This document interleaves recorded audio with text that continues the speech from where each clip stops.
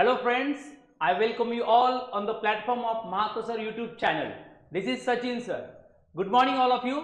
I hope you are doing well. लग रहा है सब आप मजे में होंगे. Today it is very important day for us that I have brought for you a very interesting subject or a very interesting video for today. That is, we are going to learn a poem that is in 10th CBSE board. Name is A Tiger in the Zoo. ये video काफी मजेदार होने वाला है दोस्तों. सो आज जो poem हम काफी डिटेल में डिस्कस करने वाले हैं, उसका पोएटिक डिवाइसेस, द पोएट का हिडन मीनिंग क्या है और पोएट हमें कौन सा मैसेज देना चाहता है, वो हम काफी डिटेल में डिस्कस करेंगे. ठीक है.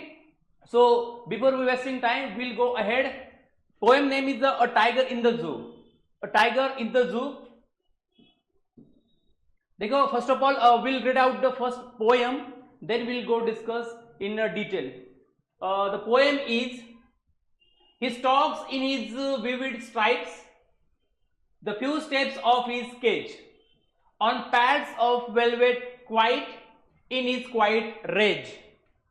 He should be lurking in shadow, sliding through the long grass, near the water hole where plump deer pass. He should be snarling around houses at the jungle's edge, baring his white fangs, his claws, terrorizing the village. But he is locked in a concrete cell, his strength behind bars, stalking the length of his cage.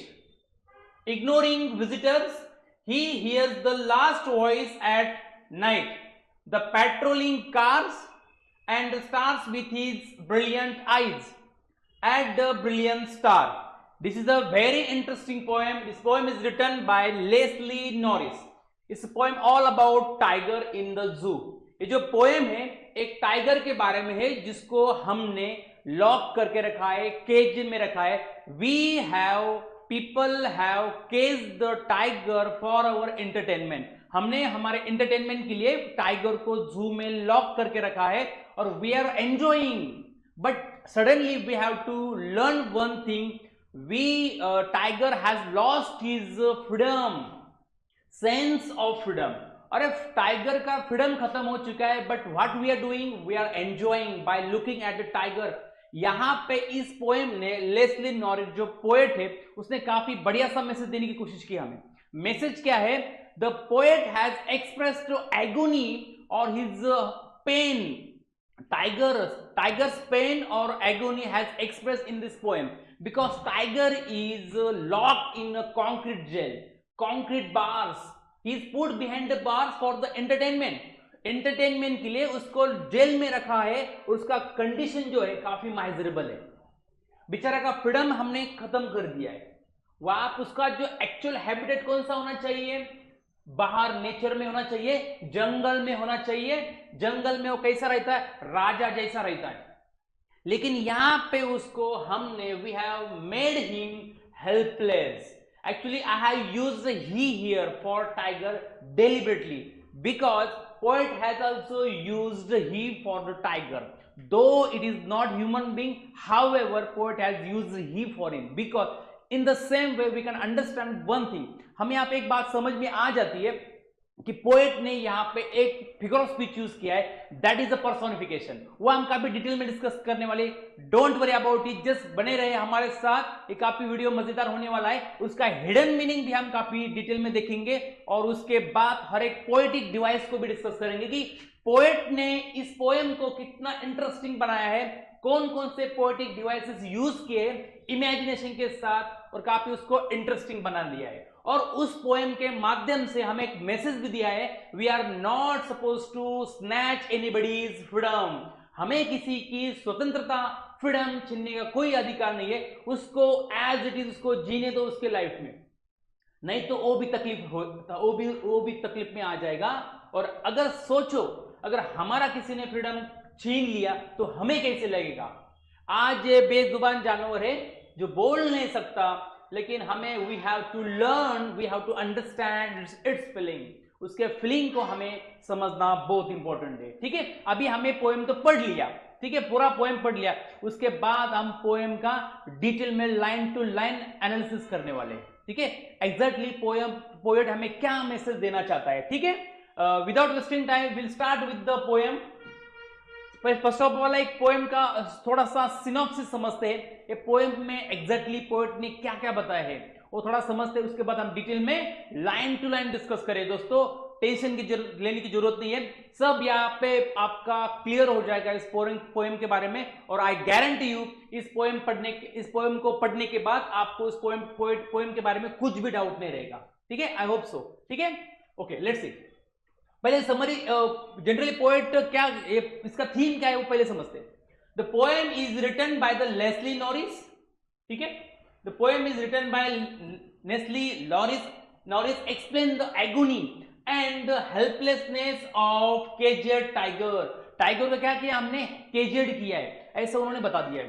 कहां पे रखा है हमने उसको, इन the जू। हमारे entertainment के लिए हमने उसको जू में रखा है, हम पैसा देके देखते हैं उसको, लेकिन अरे व्हाट अबाउट इट्स फ्रीडम, यार वो भी एक जिंदा जान है, उसको भी लगता है कि यार मुझे भी फ्रीडम चाहिए, लेकिन हमने क्या किया उसको हमने पिंजरे में बंद करके रख दिया है हमारे एंटरटेनमेंट के लिए। और हम उसको देख के हमें हंसी आती है, मजा आता है, लेकिन उसका हमें फीलिंग समझना बहुत इंपॉर्टेंट है। इंग्लिश में यहाँ पे एक टर्म होती है एम्पैथी। एम्पैथी का मतलब होता है we should be able to person's feeling and emotion. If we place ourselves into that person's character, then how would we feel? हमें क्या लगेगा अगर हमने उसके जगह पे हम खुद को रख दिया तो, है ना। तो यही है पोएट, यही मैसेज देना चाहता है कि यार समझो आप उसकी फीलिंग और उसको जाने दो। उसके जो लाइफ जहां पे है, ओरिजिनल लाइफ, उसकी जो रियल लाइफ जहां पे है वो कहां पे है, फॉरेस्ट में है, जंगल में है, उसको वहां पे जाने दीजिए ताकि वो काफी खुश रहेगा, ठीक है। Okay, the poet explains what his life could be if he had been a free animal. जब उसको हम फ्री कर देंगे तो उसको क्या लगेगा, कितना अच्छा लगेगा उसको, है ना। The poet has tried to explain about condition of animal. यार ऐसे जो एनिमल्स को पिंजरे में रखे जाते हैं हम हमारे एंटरटेनमेंट के लिए, तो ऐसे लोग जानवरों का कंडीशन क्या होता होगा, उनको क्या लगता होगा। Those are caged by human being, जो हमने उनको पिंजरे में डाल के रखा है for our own fun, for our entertainment, है ना। तो ये मैसेज पोएट ने देने की कोशिश की है। थोड़ा फटाफट थोड़ा समझते हैं कि एग्जैक्टली इसका समरी क्या है। लिटिल बिट समरी दिया हमने तो थोड़ा डिस्कस कर लेते हैं। पहले देखो पोएम जो from the first line to last line तक थोड़ा मैंने समरी देने की कोशिश की है। पहले हम समरी देखेंगे ताकि थोड़ा बहुत आइडिया हमें आ जाएगा what is the poem is related about. ये पोएम किसके बारे में है, क्या एग्जैक्टली पोएट ने बता दिया है, वो पहले थोड़ा समझेंगे, है ना, ठीक है। The poem begins with a description of tiger. Tiger के डिस्क्रिप्शन से ये पोएम स्टार्ट होता है।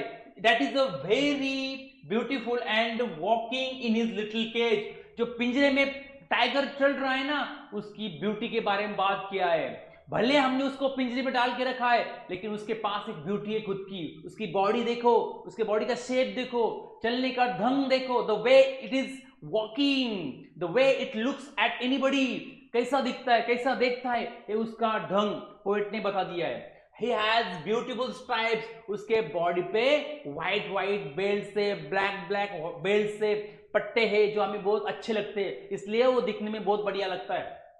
On his skin, he has velvet like soft paws, उसके जो पंजे है ना, paws means what, पंजे काफी सॉफ्ट सॉफ्ट हो चुके हैं।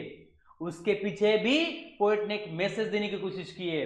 उसके पंजे सॉफ्ट सॉफ्ट क्यों है, बिकॉज उसका ज्यादा चलना होता ही नहीं है, भागना होता ही नहीं है शिकार को पकड़ने के लिए। उसका यानी कि उसके पंजे का यूज काफी कम हो रहा है और वो एक ही जगह पे घूम रहा है, इसकी वजह से उसका यूज पंजे का काफी कम हो रहा है, इसलिए काफी सॉफ्ट सॉफ्ट भी है, हार्ड नहीं बने।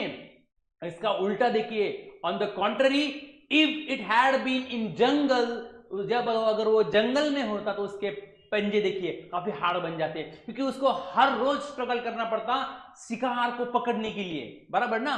तो this is the poet want to say, but tiger is not happy, लेकिन टाइगर हैप्पी नहीं है। कैसे होगा, if somebody is caged then how would be happy, कैसे वो हैप्पी हो सकता है, it is not possible of course, ठीक है। He is quite angry about being confined in the cage, वो गुस्सा भी है, गुस्सा तो होगा, बेशक होगा, क्योंकि उसका फ्रीडम हमने छीन लिया है. That is the reason why he is very angry. But वो कुछ बोल नहीं सकता बिकॉज ही इज हेल्पलेस. वो कुछ नहीं कर सकता because he is put in the zoo. That is why the poet says that if the tiger was not confined to the zoo cage, he would have been hiding himself behind the long grass near some water body. Poet बोलता है आगे, अगर वो जू में नहीं होता तो उसका एक्चुअल प्लेस कहां पे होता? वो किसी जंगल में किसी बड़े से घास के पीछे छुप के हुए बैठा होता, और कई पानी का जो तालाब है छोटा सा, वहां पे वो छुप के किसी घास के पीछे बैठा रहता ताकि कोई सामने उसके शिकार आए ताकि उसको पकड़े. लेकिन ये चीज जू में नहीं हो रही है ना? तो ये कहां पे होगा? उसने अभी इमेजिन किया है, अगर इसको हमने जू में नहीं रखा होता तो वो कहां पे रहता? जंगल में रहता है ना? तो क्या कर रहा होता? In order to catch its prey, that is the deer. Prey का मतलब होता है शिकार. वो शिकार पकड़ने के कंडीशन में होता, शिकार पकड़ने के तैयारी में होता. वो शिकार कौन सा होता? प्लम्पी डियर, यानी कि फैटी, घट्टे कट्टे हरी हिरन, उनको पकड़ने की कोशिश में लगा रहा था. Also he would have terrorized the residents of the village around the forest area. और उस जंगल के आजू बाजू में जो भी गांव है, वो गांव में लोगों को डरा था. कैसे डरा था? अपने दहाड़ से.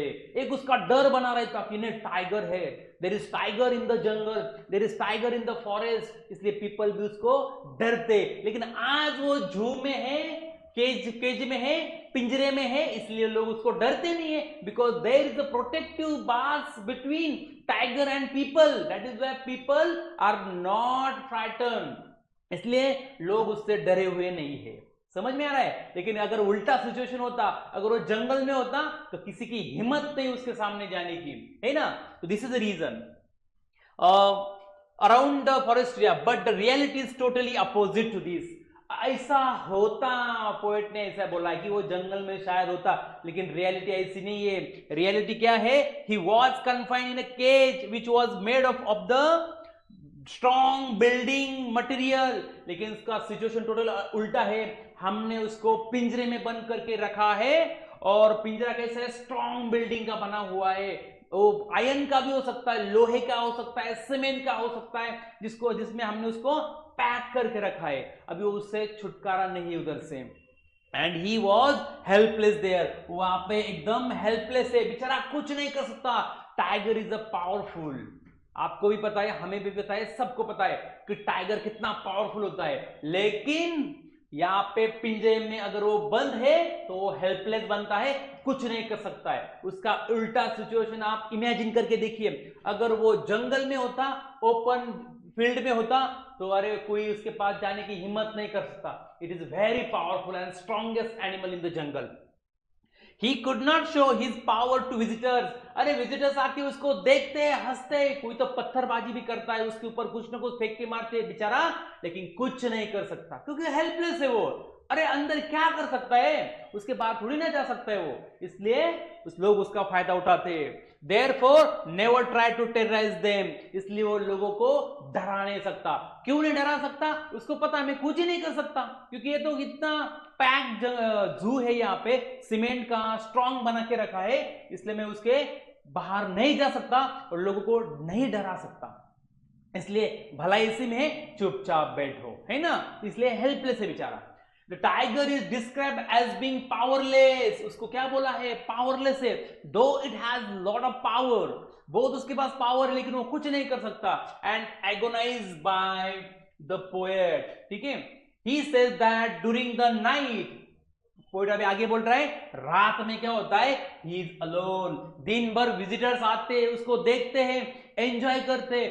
दिन भर उसके पास कोई ना कोई होता है, लेकिन रात में वो अकेला रहता है ना?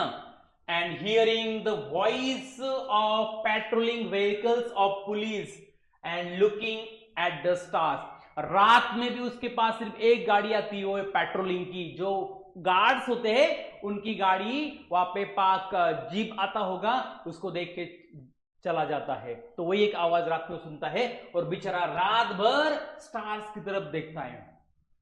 स्टार की तरफ क्यों देखता है? क्योंकि उनके साथ वो अपनी फीलिंग को शेयर करना चाहता है कि आई am helpless, I want to be free out of here. I am waiting for the day when night will come to an end, and in the next day I will be out of zoo.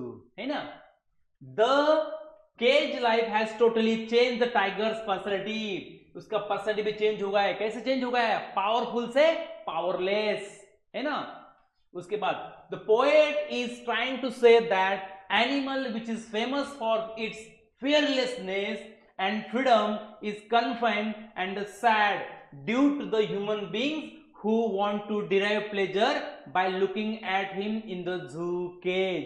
यानी कि poet ये message देना चाहता है कि हमने जो powerful animals है उनको भी केज में बंद करके हमने हमारे एंजॉयमेंट के लिए उनका जो फ्रीडम है वो खत्म कर दिया है। हमने उनके फ्रीडम को छीन लिया है। लेकिन हमें ये एहसास होना चाहिए कि यार उनको भी कुछ दिल है, उनको भी कुछ फीलिंग्स है, इनको भी कुछ इमोशंस है।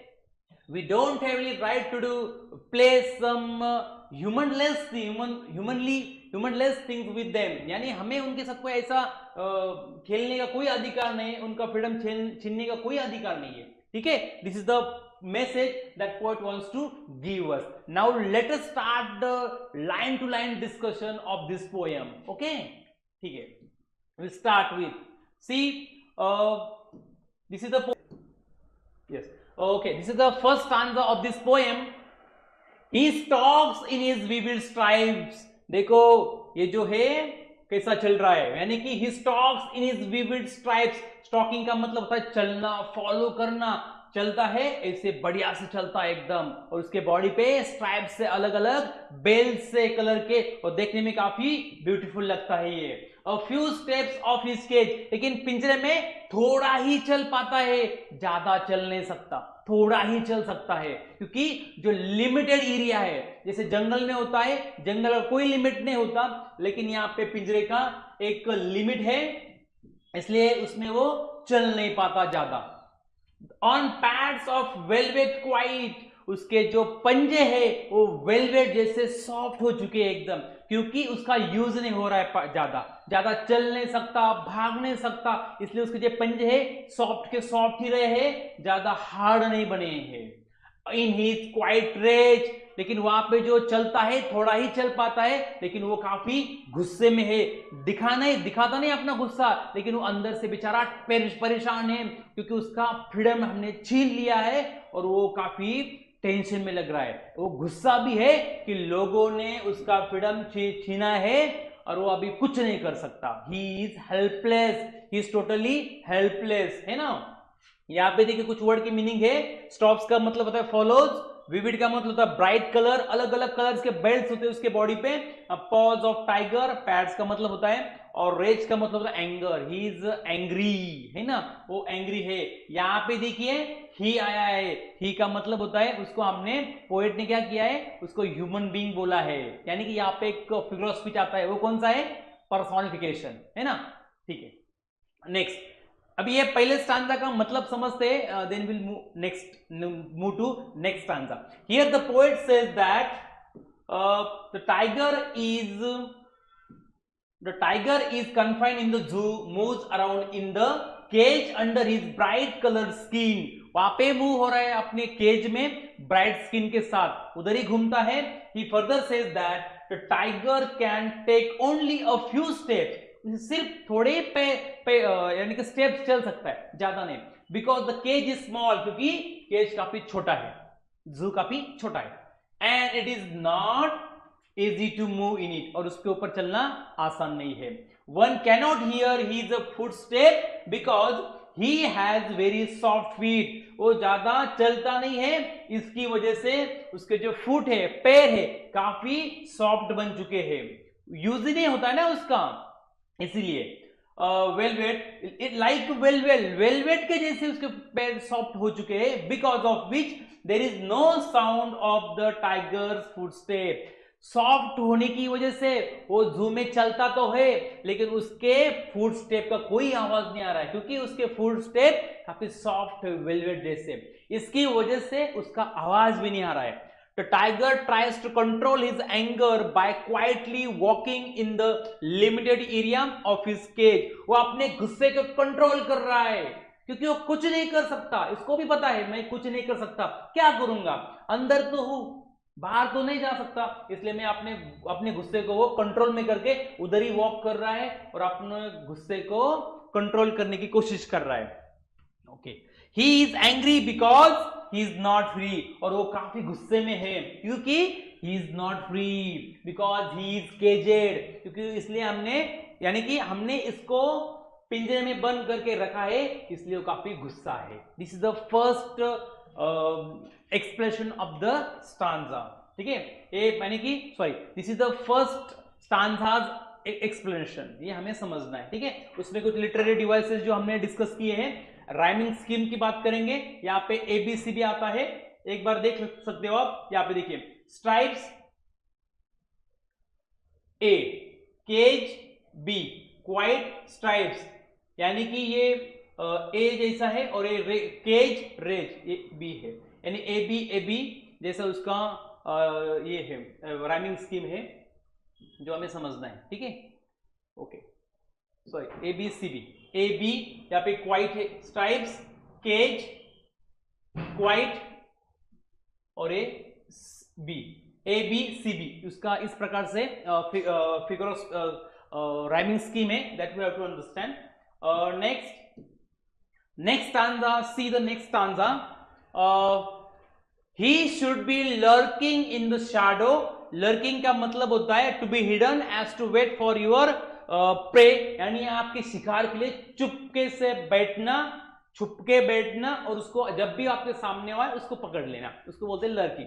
अगर उन्होंने अभी पोएट ने यहाँ पे थोड़ा उल्टा बोला है, यहां तक अभी वो जू में बराबर ना, लेकिन अगर पोएट के इमेजिन कर रहा है, अगर वो जू में नहीं होता तो वो क्या कर रहा होता, He should be lurking in shadow, कहीं बुशेस में, झाड़ियों में छुप के बैठ जाता, ये sliding to the long grass, और बड़े बड़े घास से चुपके से देख लेता। वो अपने पोजीशन अपना देखा होगा ना, शायद टाइगर कैसे बैठता है, तो वही पोजीशन में शायद वो बैठा होगा। नियर द वाटर होल, कहां पे, जहां पे पानी का छोटा सा तालाब होता है वहां पे वो छुपके बैठा होगा। वेयर प्लम्प डियर पास, जहां से कौन पास होने वाला है, प्लम्प डियर, प्लम का मतलब होता है फैटी, घट्टा कट्टा जो हिरन होता है वो वहां से जाने वाला है, जैसे वो जाएगा तो तुरंत वो उसको पकड़ लेगा, यानी कि इस प्रकार से देखिए, जहां पे कोई हिरन जा रहा होगा टाइगर उसको पकड़ रहा होगा, तो ये उसका नेचुरल टेंडेंसी है, तो ये उसका नेचुरल हैबिटेट है जहां पे वो इस प्रकार से रह सकता है। लेकिन हमने टोटल उल्टा कर दिया है, उसको हमने जेल में डाल दिया है, उसको हमने पिंजरे में डाल दिया है। We have snatch its freedom by putting it into zoo, और हमने उसका जू में उसको डाल के उसका जो स्वतंत्रता है, उसका जो फ्रीडम है, हमने उसको खत्म कर दिया है। लेकिन ये उसकी असल जिंदगी है, ठीक है, जो पिंजरे में नहीं है, इसलिए तो वो गुस्से में है। मुझे ऐसा होना चाहिए लेकिन मैं कैसा हूं, यहाँ पे मुझे हेल्पलेस बना के रखा है। This is all about second stanza. ठीक है, now let us see the explanation of the second stanza. He would have, the poet says that if the tiger was free, अगर वो टाइगर फ्री होता, यहाँ पे उसने इमेजिन किया poet ने, he would have hide himself behind a long grass, किसी घास के पीछे छुपा होता, नियर द वाटर, पानी की जगह पे, जहां पे वो कहीं पे छुपा होता, देख रहा होता कोई आ रहा है क्या, so that he could easily catch a deer, नहीं तो वो किसी डियर को पकड़ने के लिए वहां पे बैठा होगा। In order to have it as its food, क्योंकि उसको उसका शिकार बनाना है, उसका उस हिरन का। Basically the poet wants to say that the actual life of tiger is to live in jungle where he could catch his prey and eat it, but the tiger in the cage cannot do so, यानी कि poet बोल रहा है उसका असल जिंदगी कहां पे है, जंगल में है, जू में नहीं है, उसका लाइफ उसको जीने दो, है ना। ये तो हमने हमारे एंटरटेनमेंट के लिए, हमारे फन के लिए हमने उसको कहां पे रखा है, जू में रखा है। ओके, यहाँ पे देखिए राइम स्कीम सेम है, ए बी सी बी, ठीक है। यहाँ पे देखिए एलिट्रेशन भी आया है, एक एलिट्रेशन जो है पी साउंड यहाँ पे रिपीट हो चुका है, प्लम पास, एक सेंटेंस में 2 वर्ड आए हैं प्लम पास, यानी कि एलिट्रेशन क्या होता है, जब भी कोई फर्स्ट साउंड होता है, लेटर होता है, अगर वो बार बार किसी वर्ड में रिपीट हो रहा है तो उसको हम क्या बोलते हैं, एलिट्रेशन बोलते हैं, ठीक है। This is all about poetic devices. Now let's see the next one, next stanza of the poem. देखिए ही, ये हो गया, okay. He should be snarling around houses. Snarling का मतलब होता है warning sound made by animals, ठीक है। He should be snarling around the houses, अगर वो जंगल में होता, what poet is saying, if it had been in jungle, अगर वो जंगल में होता तो ही मस्ट बी स्नार्लिंग, वो दहाड़ रहा होता, आवाज लगा रहा होता, ठीक है, और अपनी नेचुरल लाइफ वो जी रहा होता। एट जंगल्स एज, कहां पे, जंगल और गांव के बॉर्डर पे वो दहाड़ लगा रहा होता, लेकिन जू में ये नहीं कर सकता। Or baring his white fangs and his claws, और आपने वो बड़े बड़े दांत दिखा के और अपने पंजे के नाखून दिखा के क्या कर रहा होता, टेरराइजिंग द विलेज। देखिए आप यहाँ पे अपने बड़े बड़े दांत और आपने अपने नाखून दिखा के लोगों को डरा रहा होता, जो गांव में लोग हैं उनको डरा रहा होता। कैसे डरा रहा होता, स्नैरलिंग यानी कि दहाड़ लगा के, बड़ा सा आवाज लगा के, या फिर दूसरा अपने जो दांत है वो दांत ऐसे व्हाइट जो दांत है बड़े बड़े उसके, वो दिखा के लोगों को डरा रहा होता। या फिर अपने जो पंजे है, पंजे के जो बड़े बड़े नाखून होते हैं उसके, वो काफी पावरफुल होते हैं, तो वो नाखून भी दिखा के लोगों को डरा रहा होता। लेकिन अभी वो लोगों को डरा नहीं पा रहा है, because it is put in the जू, लेकिन अभी वो जू में पैक है, इसलिए वो लोगों को डरा भी नहीं सकता है ना। इस स्टांजा का एक्सप्रेशन देखिए, the poet says that if the tiger would have been free, he would have snarled around the houses located at the outskirts, यानी कि गांव के और जंगल के जो बॉर्डर पे लोग रहते उनको डरा रहा होता है अपनी दहाड़ से, बड़ा सा आवाज लगा के। he would terrorize people with his sharp tooth and claws, अपने बड़े बड़े दांत दिखा के, नाखून दिखा के वो आप लोगों को डरा रहा होता। This would create fear among the people living in the village, और इससे क्या होता है, लोगों में उसका एक डर बैठ जाता है। वैसे तो वो हुई पावरफुल, लेकिन लोग और डर जाते हैं। लेकिन ये जो चीज हो रही है ना जंगल में होने वाली, ये जू में नहीं हो रही है, जू में तो टोटल उल्टा है, लोग उसको डरा रहे हैं ना, यानी कि वो पैक है, पिंजरे में के अंदर है, इसलिए लोग उसको डरा रहा है, लेकिन वो बेचारा चुपचाप बैठा है, गुस्से में है, क्योंकि उसका फ्रीडम हमने छीना है, और वहां पे वो क्या है, हेल्पलेस है, कुछ नहीं कर सकता, इसलिए तो लोग डर नहीं डरते वहां पे। समझ आ रहा है, ठीक है। यहाँ पे लिटरेरी डिवाइसेस देखिए, यहाँ पे भी सेम है, ABCB. Through the poem rhyming scheme is AB and CB, ठीक है, ये बात हमें याद रखना है। उसके बाद ओनोमोटोपोई भी आया, ओनोमोटोपोइया एक फिगर ऑफ स्पीच आया यहाँ पे। देखिए जनरली क्या होता है ओनोमोटोपोइया, जब भी कोई ऐसा वर्ड या फिर कलेक्शन ऑफ वर्ड्स जो साउंड के बारे में हमें इंफॉर्म करता है, साउंड दिखाता है, आवाज दिखाता है, तो उसको हम जनरली क्या बोलते हैं, ओनोमोटोपोइया बोलते हैं। तो यहाँ पे भी एक वर्ड आया है, कौन सा, स्नार्लिंग, यानी कि दहाड़ लगाना, ये आवाज के बारे में वर्ड है, इसलिए यहाँ पे जो फिगर ऑफ स्पीच आएगा वो ओनोमोटोपोइया आएगा। ये बात हमें याद रखनी है, ठीक है। Now this is the already हो चुका है हमारा, ठीक है।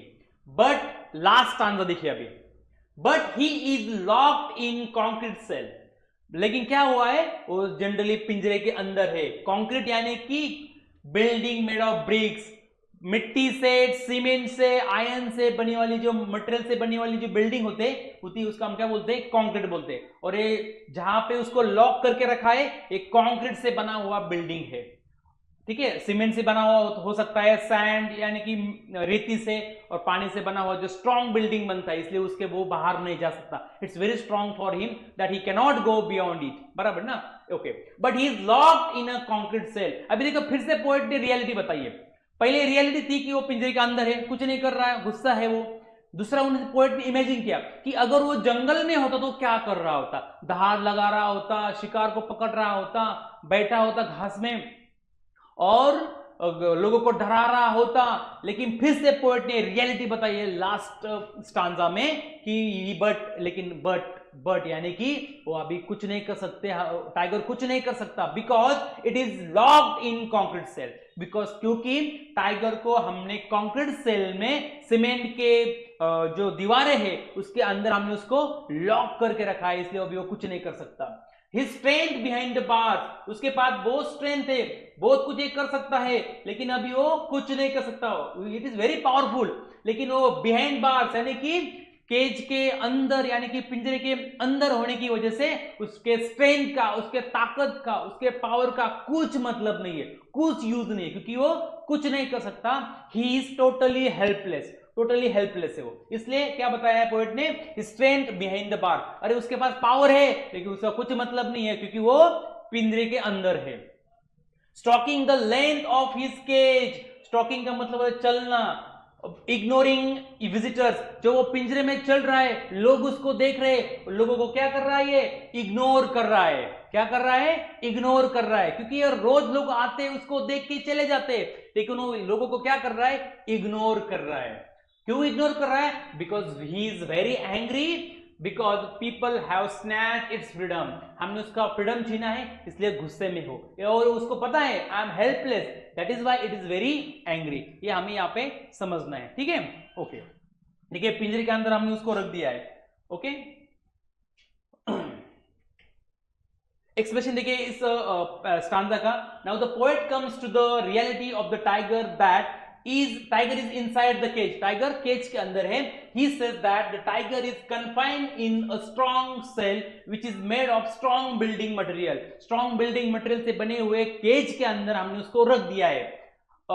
he further says that as the tiger is behind the bars so his furiousness is also behind the bars, यानी हमने वो जेल के अंदर है, पिंजरे के अंदर है, इसलिए उसका गुस्सा, इसका पावर, उसका स्ट्रेंथ भी पिंजरे के अंदर ही है, बाहर नहीं आ सकता ना वो, इसलिए वो हेल्पलेस है।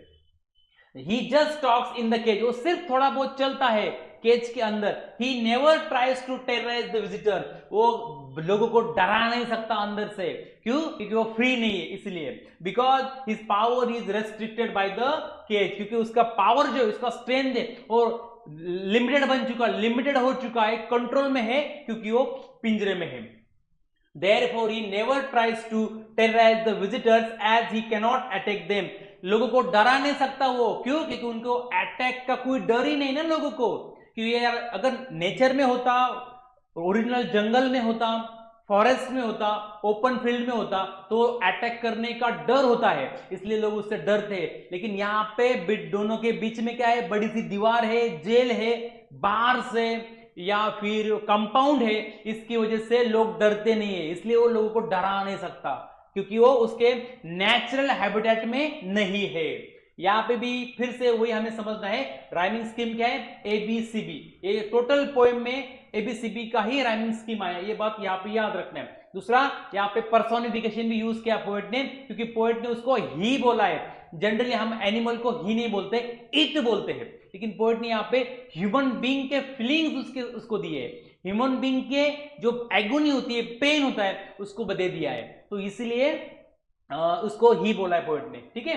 यहाँ पे भी एलिट्रेशन आया है, क्योंकि यहाँ पे बी साउंड यहाँ पे जनरल रिपीट हो चुका है, कौन से इसमें, बिहाइंड बार्स, बिहाइंड बार्स एक वर्ड आया है सेंटेंस में, बी यहाँ पे आया है और सी भी एक जगह आया है, कॉन्क्रीट सेल यानी सी यहाँ पे सी, ठीक है। This is the poetic devices. Okay, the last stanza of this poem that is he hears the last voice at night, और लास्ट रात में लास्ट का एक आवाज सुनता है, वो कौन सा आवाज है, द पेट्रोलिंग कार्स, जो वहां पे अलर्ट यानी कि गार्डिंग का और विजिलेंस का जो काम करने वाले गार्ड होते, वहां पे आते, उसको देख के चले जाते, लेकिन वो जीप में होते, और वही एक लास्ट साउंड है जो कार का वो टाइगर जो है सुनता है, बिकॉज दिन भर तो विजिटर्स आते हैं, उसको देख के एंजॉय करके चले जाते, बेचारा हेल्पलेस है, कुछ कर ही नहीं सकता वहां पे, लेकिन रात में भी उसको लास्ट में एक ही आवाज आता है, वो भी किसका है, पेट्रोलिंग कार्स का होता है, जो उसको देखने के लिए आए, उसका हालत देखने के लिए आए। लेकिन टाइगर क्या कर रहा है, देखो यहाँ पे, and stairs with his brilliant eyes, अपने ब्रिलियंट आईज से ब्रिलियंट स्टार्स को देख रहा है, एट द ब्रिलियंट स्टार्स, अपने आंखों से स्टार्स को देख रहा है, यानी it is trying to communicate something with the stars, यानी स्टार के साथ कुछ बात करने की कोशिश कर रहा है, स्टार के साथ कुछ अपने फीलिंग्स शेयर करने की कोशिश कर रहा है। वो क्या है वो फीलिंग्स? ये पोएट ने बहुत अच्छा मैसेज दिया है कि वो उनको बता रहा है कि अब ये रात का टाइम है, कब सुबह होगी, कब दिन होगा, ताकि मैं यहां से जंप करके चला जाऊंगा। I would be totally free out of the zoo, मैं जू से टोटली फ्री हो जाऊंगा और मेरा जो नेचुरल हैबिटेट है जो है जंगल, उसमें मैं जाऊंगा और वहां पे मैं फ्रीली मेरी लाइफ जीऊंगा। लेकिन मुझे I don't want to be in cage any more, मुझे अभी इस पिंजरे में रहना नहीं है, because I am helpless, I am not happy in the zoo and I am furious, I am angry, मैं काफी गुस्से में हूं यहाँ पे, क्योंकि because my freedom is snatch by the people for their entertainment, क्योंकि लोगों ने हमारा फ्रीडम छीना है उनके एंटरटेनमेंट के लिए, उनके एंजॉयमेंट के लिए।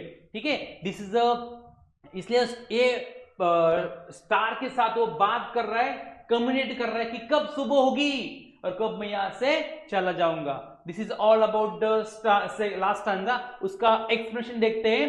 The poet says that in the night the tiger hear the sound of the patrolling car. Last में वो वही आवाज सुन रहा है पेट्रोलिंग कार्स का नाइट में। Patrolling cars are the vehicles of police, police का व्हीकल है, गार्ड का व्हीकल है, which are use to guard at night, उनका काम क्या होता है? रात में गार्ड करने का। So in the night the tiger hears the sound of this car, इसलिए रात में टाइगर को सिर्फ वही आवाज आ रहा है। He then stares at the shining star with his shining eyes, इसलिए वो अपने शाइनिंग आंखों से, चमकते हुए आंखों से चमकते हुए तारों को देख रहा है। The poet wants to say that the tiger is sad and he is confined in the cage, वो टाइगर बताने की कोशिश कर रहा है कि मैं कितना दुखी हूं, क्योंकि मैं पिंजरे में मुझे डाल के रखा है। I am not happy here, so he cannot do anything, इसलिए वो तो कुछ नहीं कर सकता। Therefore he stares at the stars in the night, वो इसलिए तारों को तरफ देखता है, and tries to divert his thoughts towards them, और उनके साथ बात करने की कोशिश करता है, उनके साथ अपने थॉट्स कम्युनिकेट करने की कोशिश करता है कि जल्द से जल्द सुबह आने दो, and I want to be free out of here, मुझे यहां से जाना है और मुझे अपना जो रियल प्लेस है जंगल, जहां पे मुझे रहना है। यहां पे भी देखिए ये जो लास्ट स्टांजा है पोएम का, उसमें भी क्या है? राइमिंग स्कीम एबीसीबी है, और यहाँ पे अलिट्रेशन भी आया है। यहाँ पे एच साउंड, एक दो वर्ड में रिपीट हो चुके हैं, ही हियर्स, है ना। This is the generally poem और message of the poem, this is all about the poem. फिर से मैं उस पोएम का एक मैसेज देना चाहूंगा आपको। थीम क्या है पोएम का? कि पोएट ने यही बोलने की कोशिश की है, किसी का अगर हम फ्रीडम छीनते तो उसके ऊपर क्या बीतती होगी, है ना। तो भले वो ह्यूमन बीइंग हो या फिर एनिमल है, we don't have right to snatch anybody's freedom, हमें यार कोई अधिकार नहीं है किसी का फ्रीडम छीनने का। समझ में आ रहा है? अगर हम किसी का फ्रीडम छीनते हैं तो उसको कैसे लग रहा होगा, उसको कितना दुख लग रहा होगा, कितनी बेचारा कितना दुखी होगा वो। तो इसलिए हमें हमारे एंजॉयमेंट के लिए, एटलीस्ट हमारे एंजॉयमेंट के लिए, किसी का जो फ्रीडम होता है वो छीनना नहीं चाहिए। उसको जीने दो, उनकी लाइफ जो एक्चुअल लाइफ उनकी होनी चाहिए उनको वहीं पे जीने दो। लेकिन हमने आज हमारे फोन के लिए, एंजॉयमेंट के लिए हमने उनको ऐसे पिंजरे में डाल के रखा है, ताकि वो उनका फ्रीडम यानी कि वो अपने फ्रीडम के साथ कॉम्प्रोमाइज कर रहे हैं हमारे खुशी के लिए। इसलिए और हमें ये भी समझना है कि यार उसको कितना दुख लग रहा होगा। इसलिए the poet has tried to describe the agony और pain of the tiger, because tiger is put in a zoo and we have snatched its freedom for our entertainment and for our fun, है ना। तो हमारे enjoy करने के लिए हमने उनका फ्रीडम छीन लिया है। लेकिन पोएट ये भी मैसेज देना चाहता है, let them drive in their natural habitat, उनको जो एक्चुअल उनका जो प्लेस होना चाहिए जहाँ पे उनको एंजॉय आता है, मजा आता है, वहां पे उनको जीने दो। इसलिए पोएट ने लास्ट स्टांजा में ये भी एक मैसेज देने की कोशिश की है कि लेट देम गो, उनको जाने दो, get them free out of the zoo, उनको फ्री करो, उनको जाने दो, उनको जीने दो यार, उनको भी अपना जीने का हक है खुद को। ठीक है, तो this is the message the poet wants to give on this with this poem. ठीक है, तो आई होप आपको ये पोएम बढ़िया सा समझ में आया होगा। अगर नहीं समझ में आया है तो एक बार फिर से वीडियो दिखेगा। अगर आपको ये वीडियो बहुत अच्छा लगा होगा तो उसको लाइक जरूर कीजिएगा। ठीक है, और आपके दोस्तों में शेयर कीजिएगा, ताकि हमारा जो एक छोटा सा प्रयास है, आपके करियर में, आपके पढ़ाई में आपका थोड़ा सा कंट्रीब्यूशन और थोड़ा हेल्प बन जाएगा, ताकि आपको पढ़ने में और आपके पढ़ाई में एक थोड़ी दिशा मिल जाएगी। ये हमारी तरफ से छोटी सी कोशिश की हमने, ठीक है। तो अगर ये वीडियो आपको अच्छा लगा होगा तो अपने दोस्तों में शेयर कीजिएगा।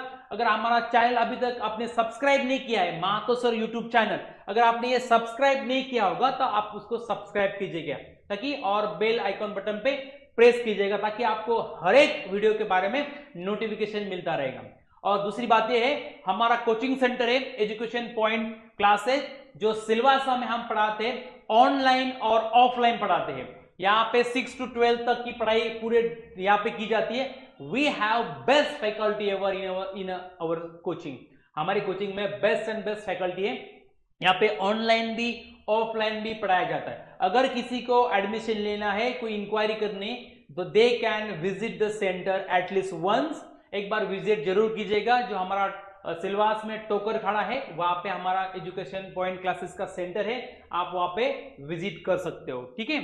और हमारे जो बेस्ट फैकल्टी जो मैंने बताया था, हमारा जनरली मोटो ये है कि भाई कॉन्सेप्चुअल क्लैरिटी पे हम ज्यादा बिलीव करते हैं। क्या है, बच्चे पढ़ाई में उनका कॉन्सेप्ट क्लियर होना बहुत इंपॉर्टेंट है, उसी पे हमारा ध्यान रहता है। और यहाँ पे काफी डिटेल में पढ़ाई जाती है, पर्सनल गाइडेंस भी आपको यहाँ पे जरूर मिलेगा। इसलिए आपको मैं बता रहा हूँ, एक बार विजिट करके देखिएगा। तो आपको अगर किसी को एडमिशन लेना है तो आप कर सकते विजिट। तो ठीक है, यहाँ पे हम रुक जाते हैं।